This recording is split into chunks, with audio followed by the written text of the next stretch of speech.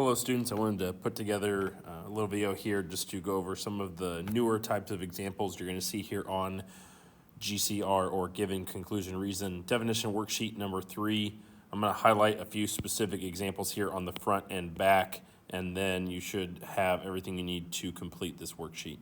So I'm going to look at specifically examples 1 and 3 here on the front. So a couple things I'll make note of with this first one is you'll notice there are multiple definitions that use right angles or mean right angles or just simply involve anything having to do with a right angle. That would be definition of complementary angles, as we abbreviate, definition of perpendicular lines, as we abbreviate as such, and definition of right angle, as we abbreviate as such. Now, the two I'm going to focus on for this example are definition of perpendicular lines and definition of right angle. The reason why is the complementary one just a little harder to use. It really makes use of the complementary definition 2 that I said are one of the two that we're really just not going to use very much. So I'm going to focus on these two.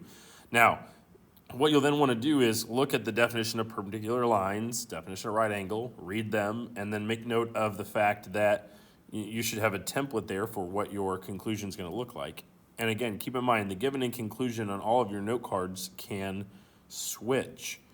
So a template for what you'll see for the conclusion for definition of perpendicular, for what that's going to look like, it'll look something like this. What you need is to tell me what two segments, you can name those as segments or lines, are perpendicular. A little hint that I'll give you here is if you imagine just drawing a picture of angle ABD and call that a right angle there, then I want to know what two segments form that right angle. And then you should be able to see that in the picture, or just use this picture down here and finish that conclusion. The measure of a right angle we know is 90 degrees, so definition of right angle should hopefully be pretty easy to fill in there. Let me certainly know if you have any questions, but of course, name the angle appropriately, and it tells you what the name of the angle is in the given statement. Now, for number 3, you'll see there are a couple others on the front that are like this. Again, what I call those backwards examples where the given and conclusion from what we're used to seeing are switched. Number 2 is similar. Number 5 is like that as well. The rest are ones we've really already seen before. And do keep in mind number 6 there, this means complementary. That's what that means. Okay, just another note that I'll make. Now, back to number 3. If you look at the given, what is it telling you? It's telling you that the measure of angle AJD is greater than 90 but less than 180. There's a specific type of angle we know that meets that description. What is it? That would be an obtuse angle. So we're going to be using definition of obtuse here. And so you can use the definition of obtuse in your note cards there to help you write the conclusion for number 3. And so really that, hopefully by now we feel pretty comfortable working forwards and backwards in writing the given conclusion reason for really any type of problem that you might see on your test. You've certainly seen a good variety here now. Hopefully that prepares you. But I am going to go over a few specific examples on the back as well. Now, I'm going to highlight in particular questions 13, 14, 15, 16. These are really the backwards ones that we've seen a few. We've seen ones like 13 and 14 already. We should be pretty comfortable in knowing that 13 and 14 are going to make use of definition of midpoint. And hopefully by now we know how to write the conclusion for ones like that. Now, if you look at 15 and 16, if you take a brief moment to think about this, if you're looking at your note cards, think about really what definition results in congruent angles. If you look at your note cards, or if you just think through all the definitions we've been using, hopefully you can come to a conclusion that this is definition of angle bisector, and we abbreviate it as such, okay? So you're going to be using definition of angle bisector and doing the same on number 16. That's definition of angle bisector as well.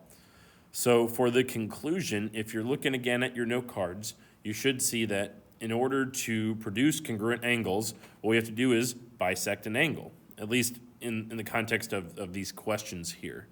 So you'll notice that the given and conclusion again have switched, and your template for writing the conclusion here is going to look like this.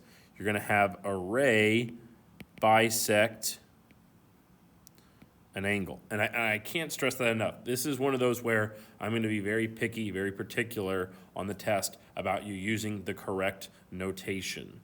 An angle bisector, by definition, is a ray that divides an angle into two congruent angles. So, therefore, a conclusion must state what ray is bisecting what angle.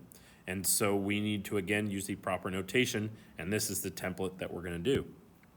Now, if we come down here to the picture, here are angles 12 and 13.